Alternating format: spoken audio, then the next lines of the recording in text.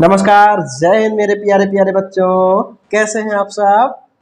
मेरे प्यारे बच्चों, आज हम लोग पढ़ेंगे विज्ञान। कक्षा 7 में आप सब पहुंच ही गए हैं, है ना? तो शुरू करें प्यारे बच्चों। बहुत ही प्यारा चैप्टर है आज हमारे बीच में, वो है मानव विज्ञान और प्रौद्योगिकी। मेरे प्यारे बच्चों, इसमें तो कुल मिला करके कक्षा 7 में 21 चैप्टर हैं। 21 चैप्टर, लेकिन चिंता करने की जरूरत नहीं है। हम एक एक चैप्टर आप सबको अच्छे से पढ़ाएंगे। मेरे प्यारे बच्चों, पहला चैप्टर मैंने बताया ना, क्या है? मानव विज्ञान और प्रौद्योगिकी, ह्यूमन साइंस एंड टेक्नोलॉजी। मेरे प्यारे बच्चों, इस टॉपिक के अंतर्गत हम देखेंगे क्या क्या पढ़ना है। देखिए क्या क्या पढ़ना है इस चैप्टर में। मेरे प्यारे बच्चों, विज्ञान और प्रौद्योगिकी का दैनिक जीवन में उपयोग, यानी साइंस एंड टेक्नोलॉजी का डेली लाइफ में यूज क्या है, उसके बारे में हम लोग पढ़ेंगे। साइंस और टेक्नोलॉजी के डेवलपमेंट में, यानी विकास में, मानव जीवन में क्या चेंजिंग हुआ है, क्या परिवर्तन हुआ है, उसके बारे में हम लोग पढ़ेंगे।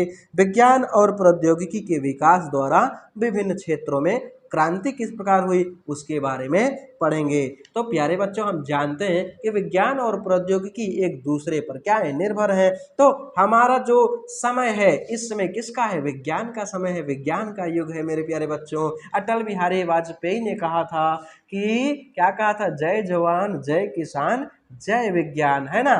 तो इसका मतलब ये है कि उन्होंने विज्ञान को समझा था कि आने वाले समय में विज्ञान एक बहुत ही महत्वपूर्ण भूमिका निभाएगा देश के उत्थान में, देश को क्या करने में, विकसित करने में। मेरे प्यारे बच्चों, आज हम लोग पढ़ेंगे उसी विज्ञान के बारे में। सबसे पहला हेडिंग क्या है हमारा? विज्ञान और प्रौद्योगिकी का दैनिक जीवन में उपयोग। तो विज्ञान ने हमारे जीवन को बहुत प्रभावित किया है कि नहीं? हमारे दैनिक आवश्यकताओं की पूर्ति में भी वैज्ञानिक आविष्कारों एवं आधुनिक तकनीकों का महत्वपूर्ण योगदान है। विज्ञान और प्रौद्योगिकी के विकास ने लोगों के जीवन स्तर में क्रांतिकारी परिवर्तन किया है। इसने मानव जीवन को आसान, सरल और तेज बना दिया है। विज्ञान एवं प्रौद्योगिकी के विकास के कारण ही हम बैलगाड़ी, तांगा आदि से मुक्त हुए परिवहन के अत्याधुनिक, अत्याधुनिक का मतलब क्या होता है प्यारे बच्चों? अति आधुनिक साधनों जैसे मोटरसाइकिल। मेरे प्यारे बच्चों, हम लोग पहले साधन के रूप में किसका इस्तेमाल करते थे? बैलगाड़ी, तांगा का। लेकिन आज हम लोग मोटरसाइकिल का इस्तेमाल करते हैं, कार का करते हैं, बस का करते हैं, ट्रेन का करते हैं, वायुयान यानी हवाई जहाज का करते हैं, हेलीकॉप्टर का करते हैं कि नहीं? तो प्यारे बच्चों, इसका मतलब ये है कि ये सब किसके द्वारा संभव हुआ? विज्ञान के द्वारा, है ना? टेक्नोलॉजी के द्वारा। तो आप अपने दैनिक जीवन में अनुभव करते हैं कि गैस सिलेंडर या कटे हुए पेड़ का तना उठाकर आप गैस सिलेंडर लुढ़का करके ले जाते हैं कि घसीट कर लेके जाते हैं? बताइए प्यारे बच्चों, आप लुढ़का कर ले जाते हैं ना, ऐसे करके लेके जाते हैं, मतलब कि इसको इस तरह से जो है घुमा करके ले जाते हैं। लेकिन क्या ऐसे घसीट के ले जाएंगे? नहीं ना। क्यों? क्योंकि पेड़ का तना उठाकर या घसीट कर ले जाने की अपेक्षा कम बल लगाकर लुढ़का कर ले जाना आसान होता है। इस प्रकार कार्य की सुगमता वैज्ञानिक सिद्धांत पर आधारित है ना? अगर आप घसीट के ले जाएंगे तो लोग कहेंगे, अरे पगला, यहाँ कहाँ घसीट के ले जाता, अरे लुढ़का के नहीं ले जा क्या बता। हाँ, ऐसे लोग कहते हैं कि नहीं है? क्योंकि हम लोगों को क्या कहते हैं मेरे प्यारे बच्चों, कि यदि हम अपने दिमाग का सही इस्तेमाल करेंगे तो कहते हैं कि ये टेक्नोलॉजी है, ये क्या है? समय है। अगर हम इस तरह से लेके जाएंगे, देखिए प्यारे बच्चों, अगर हम इस तरह से लेके जाएंगे, देखिए कितना बढ़िया खिसक रहा है ना। लेकिन अगर हम इसको ऐसे कि लेके जाएंगे, क्या होगा? बहुत दम लगेगा कि नहीं? क्या घसीट कर ले जाना आसान है? नहीं ना। तो प्यारे बच्चों, इसलिए जब हम अच्छा कार्य करते हैं, बुद्धि का इस्तेमाल करते हैं, तो लोग कहते हैं कि वो अपने दिमाग का इस्तेमाल कर रहा है, यानी साइंस का यूज कर रहा है, वैज्ञानिक सिद्धांत पर काम कर रहा है। तो इसी प्रकार प्यारे बच्चों, देखिए क्या लिखा है, इसी प्रकार बैलगाड़ियों में पहिया लगाने पर घर्षण बल कम हो जाता है। घर्षण बल का मतलब क्या होता है? जब हम ऐसे ऐसे अपने हाथों को रबिंग करते हैं तो देखिए हमारे हाथों के सतह पर एक प्रकार का बल लग रहा है, और यही जो बल है जो एक दूसरे की गति का विरोध कर रहे हैं ना, उसी को घर्षण बल बोलते हैं, फ्रिक्शन फोर्स कहते हैं। तो अगर कह रहा है कि बैलगाड़ियों में पहिया लगाने पर घर्षण बल कम हो जाता है और बहुत से लदी रेल बैलगाड़ी को बैलों द्वारा खींचना सरल हो जाता है।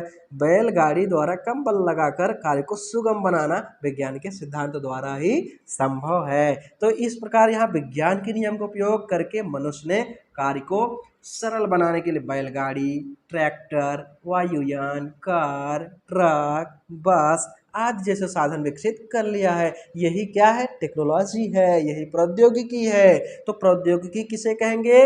विज्ञान के नियमों एवं सिद्धांतों यानी उसके जो लॉज हैं, उसके जो प्रिंसिपल्स हैं, उनके एप्लीकेशन से, विज्ञान के नियमों एवं सिद्धांतों के अनुप्रयोग से मानव हित में संसाधनों का निर्माण ही प्रौद्योगिकी है। पेपर में पूछता है कक्षा 7 में ये प्रश्न है अभ्यास में मेरे प्यारे बच्चों। आइए देखते हैं अब दूसरा हेडिंग क्या है। दूसरा हेडिंग है मेरे प्यारे बच्चों, विज्ञान और प्रौद्योगिकी के विकास से मानव जीवन में परिवर्तन। विज्ञान और प्रौद्योगिकी के विकास के कारण विभिन्न क्षेत्रों जैसे यातायात, चिकित्सा, जनसंचार, मनोरंजन एवं कृषि के क्षेत्र में नित नए आविष्कार हुए हैं, जैसे डीजल इंजन, रेडियो तथा टेलीविजन आदि। पेट्रोल की उपलब्धता से हल्के एवं शक्तिशाली इंजनों को बनाना संभव हुआ। इन इंजनों का उपयोग हवाई जहाज उड़ाने के लिए किया गया। इसी क्रम में लंबी दूरी कम समय में तय करने के लिए सुपरसोनिक एवं हेलीकॉप्टर का निर्माण हुआ। समुद्री मार्ग से माल तथा सवारी ढोने के लिए बड़े बड़े जहाज़ों का भी प्रयोग होने लगा, है ना। प्यारे बच्चों, पहले बीमार होने पर लोग घरेलू उपचार करते थे, परंतु पहले क्या होता थे, लोग वैद्य के पास जाते थे, है कि नहीं। लेकिन अब गांव के लोग प्राथमिक चिकित्सा केंद्रों पर डॉक्टरों द्वारा इलाज कराने लगे हैं। आजकल चिकित्सालयों में यानी हॉस्पिटल्स में विभिन्न प्रकार के रोगों से संबंधित जांच की सुविधाएं उपलब्ध हैं, जैसे खून, पेशाब, मल आदि की जांच। आजकल चिकित्सालयों में आधुनिक मशीनों जैसे एक्सरे, जैसे हड्डी टूट जाती है ना, हड्डी टूट जाती है तो क्या कराते हैं, एक्सरे कराते हैं कि नहीं। एक्सरे, एक्स का मतलब होता है मेरे प्यारे बच्चों एक्सरे, देखो एक्स नाम है और रे का मतलब होता है किरण, तो एक्स किरण मशीनों द्वारा जांच। जो एक्सरे होता है बहुत प्रभावशाली किरण होती है, वो हमारे अंदर की जो हड्डियां होती हैं उनका जो है एक छाप लेता है, उनकी एक फोटो ले लेती है, उसी को हम कहते हैं एक्सरे। तो अल्ट्रासाउंड द्वारा आंतरिक अंगों की सूक्ष्म यानी अंदर के जो छोटे छोटे हमारे जो जांच है उनको अगर कराना है आंतरिक अंगों की, तो हम एक्सरे कराते हैं, अल्ट्रासाउंड कराते हैं। स्कैनर द्वारा मस्तिष्क की जांच की जाती है मेरे प्यारे बच्चों। स्कैनर के द्वारा किसकी जांच की जाती है, हमारे मस्तिष्क की जांच की जाती है। स्कैनर द्वारा शरीर के अंदर के भागों की जांच करने के लिए एंडोस्कोप मशीन का भी प्रयोग करते हैं, एंडोस्कोप मशीन का भी इस्तेमाल करते हैं। मेरे प्यारे बच्चों, यहाँ पर देखो स्कैनर है, मस्तिष्क की जांच करने की मशीन है, ये एक्सरे द्वारा जांच किया जा रहा है। और ये क्या है, अभी तो ये क्या संचार के साधन है।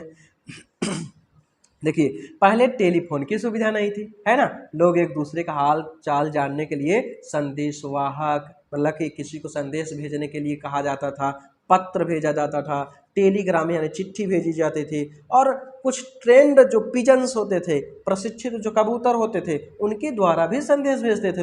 कबूतर के गले में चिट्ठी टांग दी जाती थी और वो कबूतर वहां पर पहुंच भी जाते थे। गजब के ट्रेंड किए गए कबूतर होते थे। लेकिन आज के वैज्ञानिक युग में संदेशों के आदान प्रदान के लिए फैक्स यानी छपा संदेश, ईमेल आदि का प्रयोग हो रहा है। गांवों में भी पीसीओ, एसटीडी, आईएसडी व्यवस्था द्वारा संसार के किसी भी कोने में टेलीफोन द्वारा संपर्क करने की सार्वजनिक सुविधाएं उपलब्ध हो गई। लेकिन आज मैं देख रहा हूँ ये सारी चीज़ें भी बहुत कम है, बहुत रेयर केसेस में है। अब मोबाइल है सबके पास, है कि नहीं। तो पहले लोग घुड़सवारी, शतरंज, चौपाल, ढोलक और कई प्रकार के क्षेत्रीय संगीतों के जो है माध्यम का उपयोग करके मनोरंजन करते थे। लेकिन आज मोबाइल, कंप्यूटर, वीडियो गेम आज मनोरंजन के प्रचलित साधन है। अरे भाई, देखो लूडो कोई खेल रहा है ना, कोई ताश पत्ती मोबाइल में ही खेल रहा है, कोई क्रिकेट मोबाइल में ही खेल रहा है, तमाम दुनिया भर के जितने भी गेम हैं सब मोबाइल में है। तो आज वो सारी चीज़ें नहीं ऑफलाइन खेल रहे हैं, अब सीधा ऑनलाइन खेल रहे हैं। ये सभी आधुनिक विज्ञान एवं प्रौद्योगिकी की ही तो देन है। पहले उद्योग धंधे बहुत कम थे, किंतु आज हमारा देश इंडस्ट्रियल एरिया में यानी औद्योगिक क्षेत्र में विकसित देशों की बराबरी कर रहा है। विकसित देश का मतलब होता है जहाँ पर विकास बहुत अच्छे स्तर पर है, यानी विकास कर चुके हैं, जहाँ का लिविंग स्टाइल बहुत अच्छा है। अभी हमारा देश क्या है, डेवलपिंग कंट्री है, विकासशील देश है, विकास की ओर अग्रसर है। विकास नहीं किया है, भी विकास कर रहा है, यानी विकासशील देश है। स्टील के उत्पादन के लिए जमशेदपुर, राउरकेला, भिलाई, दुर्गापुर आदि शहरों में कारखाने खुले हैं। इसी क्रम में रिहंद में जल शक्ति से विद्युत बनाने के लिए hydro electric power station, Obra, और यहाँ पर कुछ है मेरे प्यारे बच्चों, पनकी वगैरह है लेकिन अभी दिख नहीं रहा है, ऊंचाहार आदि स्थानों पर लिखा है कोयले से विद्युत बनाने हेतु नेशनल थर्मल पावर कारपोरेशन, जिसको हम एनटीपीसी कहते हैं, नेशनल थर्मल पावर कारपोरेशन के पावर स्टेशन स्थापित किए गए हैं। इसी प्रकार नाभिकीय ऊर्जा से विद्युत ऊर्जा के उत्पादन के लिए ट्राम्बे, नरोरा, राणा सागर, कलपक्कम के एटॉमिक पावर स्टेशन कार्य कर रहे हैं। किसके लिए? एनर्जी प्राप्त करने के लिए। इसी प्रकार कृषि के क्षेत्र में भी पहले पारंपरिक साधनों जैसे खेत जोतने के लिए हल, बैल एवं सिंचाई के लिए ढेकुली और राहट आदि का प्रयोग किया जाता था। अब कहाँ कौन ढेकुली का इस्तेमाल, राहट का इस्तेमाल कर रहा है? अब नहीं हो रहा है। इन साधनों के प्रयोग से पर्याप्त उपजाऊ भूमि उपलब्ध होने पर भी खाद्यान्न का उत्पादन अपेक्षाकृत कम था, क्योंकि बहुत ही कम ढेकुली और राहट के द्वारा बहुत कम खेत सिंचाई हो पाती थी। प्यारे बच्चों, बहुत मेहनत लगती थी, इतना मेहनत करते थे फिर भी अच्छे से खेत की सिंचाई नहीं हो पाती थी। लेकिन आज मशीन है हमारे पास, है ना, हम मशीनों के द्वारा अच्छे से खेतों की सिंचाई कर लेते हैं, और हमारे पास ट्यूबवेल हैं, नहर भी हैं, बहुत सारी सुविधाएं हो गई, इसलिए जो है खेत में जो अन्न का जो उत्पादन है बहुत अच्छे से हो रहा है। तो प्यारे बच्चों, इसके विपरीत आज के वैज्ञानिक युग में कृषि के क्षेत्र में अनेक आधुनिक एवं सुविधाजनक यंत्रों का प्रयोग होने लगा है। ये यंत्र क्या है? ट्रैक्टर हैं, थ्रेशर हैं, हार्वेस्टर हैं, डीजल के पंप सेट हैं, ट्यूबवेल हैं। अब खाद्यान्न उत्पादन को बढ़ाने के लिए उन्नत प्रकार के शोधित बीज भी हैं, यूरिया, सुपरफॉस्फेट जैसे रासायनिक उर्वरक यानी फर्टिलाइजर आदि का प्रयोग किया जा रहा है। अब हम खाद्यान्न के क्षेत्र में आत्मनिर्भर हो गए, यानी अब हमको दूसरे देशों से अनाज को मंगाने की ज़रूरत नहीं पड़ती। यह सब हरित क्रांति के द्वारा संभव हुआ है। तो हरित क्रांति है क्या, किसे कहते हैं मेरे प्यारे बच्चों?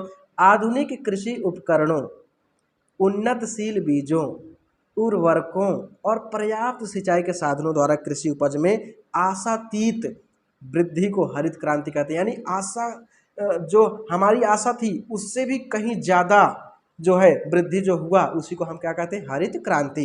तो हरित क्रांति के द्वारा क्या है कि उन्नतशील जो हमारे पास उपकरण है वो अच्छे उपकरण होने चाहिए, अच्छे बीज होने चाहिए, अच्छी क्वालिटी खाद होनी चाहिए और सिंचाई का पर्याप्त साधन होना चाहिए। इसके द्वारा हमारे जो कृषि उपज थी, हमारे जो अन्न उत्पादन था उसमें खूब ज़्यादा वृद्धि हुई, और उसी क्रांति को क्या कहा गया? हरित क्रांति। मेरे प्यारे बच्चों, आजकल आधुनिक तकनीकियों के नित नए प्रयोग के द्वारा विभिन्न क्षेत्रों में उत्पादन में वृद्धि हुई, जैसे मत्स्य उत्पादन, मत्स्य मतलब मछली उत्पादन, उन्नत प्रकार के मत्स्य बीज द्वारा अच्छे प्रकार के मछलियों के बीज से अच्छे मतलब जो है मछली का उत्पादन होने लगा। सब्जी उत्पादन किसके द्वारा हुआ? उन्नत बीज के द्वारा हुआ। रेशम उत्पादन किसके द्वारा? वैज्ञानिक विधि द्वारा कीटों को शहतूत के वृक्षों पर पालने के द्वारा हुआ, है ना। शहतूत के वृक्षों पर कीट को पालते हैं और उससे हम जो है रेशम जो है प्राप्त करते हैं। इसी प्रकार सुअर पालन, संतुलित आहार और समय पर उनका टीकाकरण हुआ, उससे जो है सुअर पालन में भी भाई जो सुअर पालते हैं या फिर सुअर पालने के लिए बहुत ढेर सारे जो है लोग बाड़ा लगा करके अपना क्या करते हैं? सुअर का पालन करते हैं। तो उसके द्वारा भी जो है उसमें क्रांति हुई, बहुत सारे सुअर जो है बहुत अच्छे से लोगों को फ़ायदा पहुंचाए हैं, इसलिए सुअर पालन किए। और मुर्गी पालन तो आप मुर्गी पालन में आप देखते ही हैं कि जगह जगह जो है मुर्गी के लिए फार्म बने हुए हैं, उसमें भी संतुलित आहार और सामयिक टीकाकरण के द्वारा मुर्गी पालन में बहुत ज़्यादा लोगों को फ़ायदा पहुँचा है। मेरे प्यारे बच्चों, कह रहा है कि कुछ और भी जाने। मेरे प्यारे बच्चों, कुछ और भी जाने, उसमें देख लेते हैं क्या है। अब इसमें देखिए कुछ और भी जाने क्या है कि हरित क्रांति किससे संबंधित है? ये पेपर में पूछता है। हरित क्रांति फसल उत्पादन से संबंधित है। श्वेत क्रांति, श्वेत मतलब सफेद, सफेद क्रांति किससे संबंधित है? दूध का उत्पादन से।